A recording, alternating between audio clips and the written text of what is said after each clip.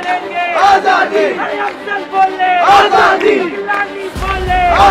वालेकुम, मैं महबूब खान और आप देख रहे हैं बहुत बोलती है का फर्स्ट एपिसोड। आपको लेकर आई हूँ मौला अली। जैसे आप सब जानते हैं, कल बीजेपी के जो होम मिनिस्टर है अमित शाह, उन्होंने CAA जो कि सिटीजन अमेंडमेंट बिल है उसको इम्प्लीमेंट कर दिया है। जैसे हमेशा देखा गया है कि ये गवर्नमेंट जो है रातों रात कोई भी बिल को पास कर देती है, वैसे ही कल रमज़ान के ठीक एक दिन पहले CAA को लागू कर दिया गया है और देश भर में इस बिल को लेकर प्रोटेस्ट चल रहा है। केरला में प्रोटेस्ट करने वाले लोगों पर पुलिस ने हमला भी किया। एंटी CAA को लेकर प्रोटेस्ट जारी है। आइए आज हम आपको दिखाएंगे कि लोग जो CAA को लेकर प्रोटेस्ट कर रहे हैं वो प्रोटेस्ट के पीछे का कारण क्या। इस पूरे रिपोर्ट के साथ आप जुड़े रहिए। प्रोटेस्ट है ये, हम लोगों का प्रोटेस्ट नहीं है। और देश में 2019 में जिस तरह से बिल पास हुआ था, उसके बाद ही देखा था पूरा हिंदुस्तान में बवाल मच गया था और ये बवाल हिंदुस्तान के नागरिक नहीं चाहते। उसके बाद भी आप CAA बिल पास कर रहे हैं, मतलब देश का चिंता नहीं है, आपको अपना वोट बैंक का चिंता है। आप देख रहे हैं कि जिस तरह से इलेक्शन कमीशन में क्या हो रहा है, इस्तीफा हो रहा है। आप देख रहे हैं कि SBI में क्या हुआ मामला, वो शो करने बोल रही है कोर्ट, वो भी इलेक्शन कमीशन का पोर्टल में डालने बोल रही, वो भी अभी कंप्लीट नहीं हो पाया। और 2 करोड़ नौकरी मोदी साहब कहा गया, उस पर बात नहीं करना, जो वादा किए उस पर बात नहीं करना चाहते हैं। आप 15 लाख रुपया बोले तो उस पर बात नहीं करना चाहते हैं। आप सिर्फ भूमिकरण करके वोट लेना चाहते हैं। खास करके बंगाल के मुख्यमंत्री ने 2 दिन पहले कहा कि हम NRC नहीं होने देंगे। तो ममता बनर्जी जब आप NRC नहीं होने देंगी तो अटल बिहारी वाजपेयी की सरकार में आपने NRC के लिए बोला था कि NRC होना चाहिए बंगाल। आज CPM की सरकार ने आप मगर आपको अगर बड़ी चिंता था तो 2019 में जब बिल पास हो रहा था तो ममता बनर्जी की आपने MP को लेकर के विरोधी में वोट क्यों नहीं मुस्लिम धर्मावलंबी तारा सबाई रोजा पालन करছে, मतलब आप साफ शुरू করেছে कि आप पीछे से पास कराना चाहती हैं। बिना मेघे वज्रपातेर मतो CAA 2019 चालू हलो गतकाल मध्यरात्रि। আমরা দেখেছি देखिए ममता बनर्जी बंगाल में मैं रहता हूँ तो बंगाल की बात करूंगा मैं।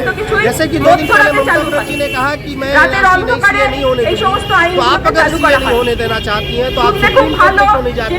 आप अगर CAA नहीं करना देना चाहती हैं तो आप जो भाग सर्कस में आंदोलन हुआ उसमें आप क्यों नहीं आए? तो CAA आंदोलन को करना नहीं है, इनको सिर्फ माइनॉरिटी का वोट लेना है, माइनॉरिटी का वोट लेके बेवकूफ बनाना है और बिल पास हो गया उस पर उनका कोई विचार नहीं, बोल देना है, ट्वीट करना है, पब्लिक के सामने माइनॉरिटी वोट लेने के लिए बोल देना है। मगर मोदी साहब को ये कहना चाहिए कि अडानी अंबानी की सरकार है।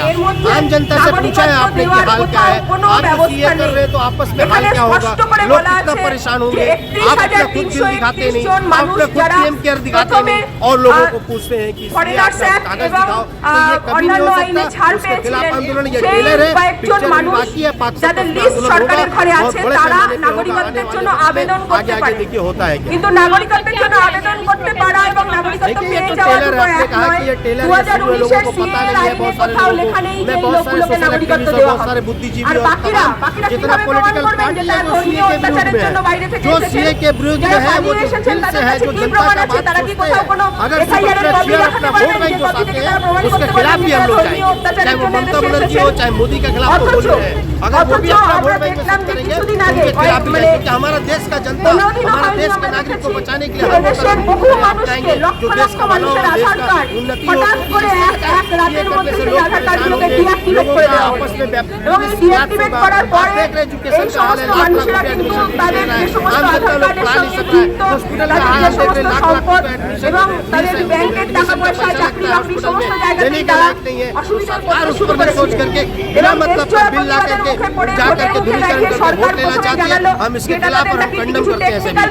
CAA का जो इम्प्लीमेंटेशन है वो भी रमज़ान के एक दिन पहले, ये बेसिकली क्या है कि मोदी जो है, मोदी और मोदी भक्त और जितने भी हिंदुत्ववादी लोग जो है, जो राइट विंगर्स है, जो चाहते हैं कि इंडिया को हिंदू राष्ट्र बना दे, उसमें और कोई मजहब ना पले, तो ये लोग जो है इजराइल को अपना पिता समझ रहे हैं और वो उन्हीं के नक्शे कदम पे चल रहे हैं।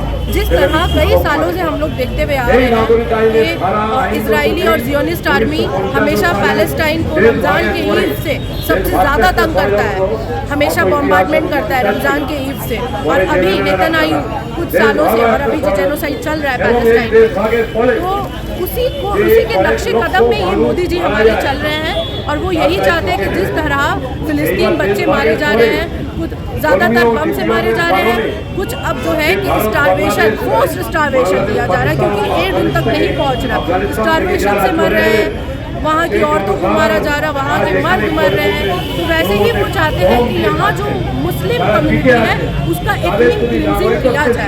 तो वहाँ तो था कि नाजी गवर्नमेंट, नाजी लोग ने जैसे ज्यूज का एथनिक क्लींजिंग का एक होलोकास्ट किया था, फिर वहाँ से ज्यूज भाग के आए फिलिस्तीन में, फिलिस्तीन अपने घर में जगह दिए और आज वही फिलिस्तीनों का होलोकास्ट करने ये ज़ियोनिस्ट आर्मी निकल गए। तो वैसे ही मोदी सरकार और मोदी क्या कर रहे हैं कि एक पर्टिकुलर लॉ को लाके, जो डार्कोनियन लॉ है, जो कि हम लोग का फंडामेंटल राइट्स को इन्फ्रिंज कर रहा है, राइट टू इक्वालिटी को इन्फ्रिंज करता है, प्रोहिबिशन अगेंस्ट डिस्क्रिमिनेशन है आर्टिकल 15 में on the basis of religion, sex, race and place of birth, उसको भी इन्फ्रिंज कर रहा है। आप कैसे बोल रहे हैं कि सीए के जरिए नागरिकता मिल रही है? आप किसको नागरिकता दे रहे हैं? आप तो बस एक पर्टिकुलर कम्युनिटी को हटाने के लिए और उसको मारने के लिए, हटाने के लिए भी नहीं, उसका मास जेनोसाइड करने के लिए आप एक लॉ लाए। आपको अगर हिंदू भाइयों से इतना मोहब्बत है तो आप क्यों इस श्रीलंका के हिंदू भाइयों को इंक्लूड किए हैं सीए? आप सिर्फ एक पर्टिकुलर मुद्दा को लेकर, जैसे यहाँ पर मेन जो मीडिया हाउस है वो हमेशा अपना टीआरपी बढ़ाती है इंडिया पाकिस्तान करके, तो वैसे ही पाकिस्तान का सारा दर्द मोदी के अंदर आ गया है। तो मोदी बोल रहे हैं कि पाकिस्तान के हिंदुओं को हम लोग नागरिकता दें, तो अगर उनको नागरिकता दें तो बाकी जो है यहाँ पर मेजॉरिटी में, माइनॉरिटी में मेजॉरिटी मुस्लिम कम्युनिटी है, आप उनका नागरिकता छीनने के लिए उनको क्यों एक्सक्लूड करते? हम लोग बाई यहाँ के सिटीजन है और बाई चॉइस है, हम लोग के पास चॉइस था, हमारे पूर्वजों के पास चॉइस था कि 1947 में हम लोग चले जाए पार्टीशन, नहीं, मगर हम लोग यहाँ जन्म लिए, हम लोग यहीं रहेंगे मरते दम, ये हम लोगों का जन्मभूमि है। अब इससे हटाने के लिए मास किलिंग की तरफ बढ़ रहा है। आप देख लीजिए, आज इलेक्शन आने को है, इलेक्ट्रॉल बॉन्ड्स का लेके बात चल रहा था, सुप्रीम कोर्ट सरकार मार रहा था गवर्नमेंट को और एसबीआई तो स्विस बैंक की तरह चल कर रहा है। जैसे स्विस बैंक में जितना काला मनी जमा है, वैसे एसबीआई में अभी जितना काला धन इलेक्ट्रॉल बॉन्ड्स का वो जमा है। तो एसबीआई इतना बड़ा बैंक हो के अगर डॉक्यूमेंट्स प्रोवाइड नहीं कर पा रहा है तो सोचिए हम लोग कहाँ पर है और हम लोग का जो गवर्नमेंट का मशीनरी है वो कैसे काम कर रहा है। वो सिर्फ अपने प्रोपेगेंडा को प्रोपोगेट करने के लिए ही काम कर रहे हैं, आम नागरिक के लिए काम नहीं कर रहे हैं। अब आपके पास का मुद्दा रहा बाबरी मस्जिद, अब आप एक नया मुद्दा ला रहे हैं। अब सीएए क्या है? सीएए में आप दिखा रहे एक तरफ नागरिकता और एक तरफ अटैक कर रहे हैं।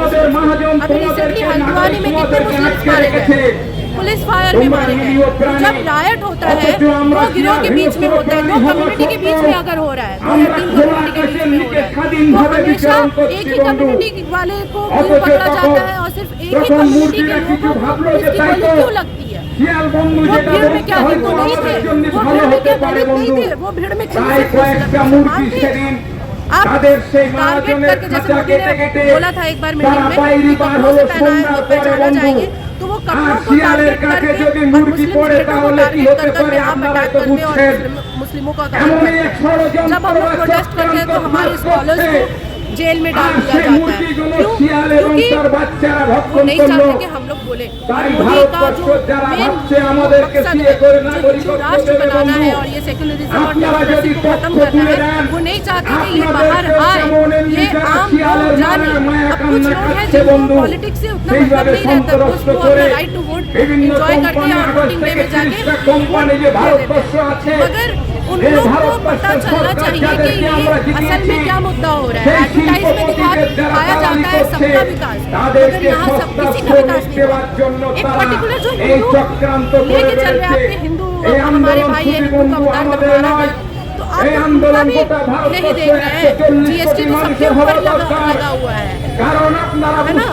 और जब कम्युनिटी बेस्ड कुछ वायलेंस होता है, क्या सिर्फ एक पर्टिकुलर कम्युनिटी इफेक्ट होता है? नहीं, वहाँ पूरा पॉपुलेशन इफेक्ट होता है। मगर हाँ, ये बात सही है कि हमेशा मुस्लिम्स को बहुत मारा जाता है, मुस्लिम्स को बर्बाद कर दिया जाता है जैसे दिल्ली में हुआ था, अभी हल्द्वानी में हुआ, और हमारे मोदी जी, हमारे प्राइम मिनिस्टर मणिपुर की तरफ देखते ही नहीं है।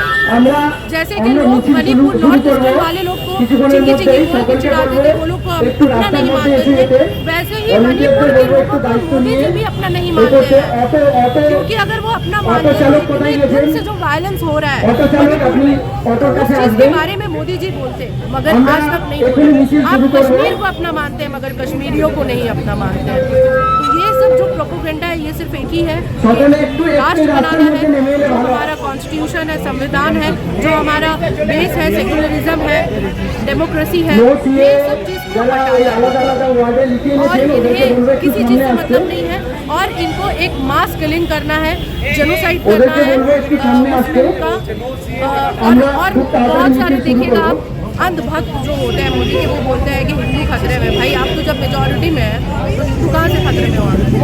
हम लोग तो कुछ ही भर है ना, आप क्यों खतरे में होते हैं? और खतरा सिर्फ क्यों दिखाया जाता है कि मुस्लिम से? ये कुछ नहीं है, ऐसा कुछ नहीं है। आप अगर जमीनी स्तर पर जाइएगा तो हिंदू मुसलमान के साथ में रहते हैं। ये बंगाल की धरती है, यहाँ पर सब साथ में रहते हैं। यहाँ पर बिहार, झारखंड, यूपी से माइग्रेट करके जो लोग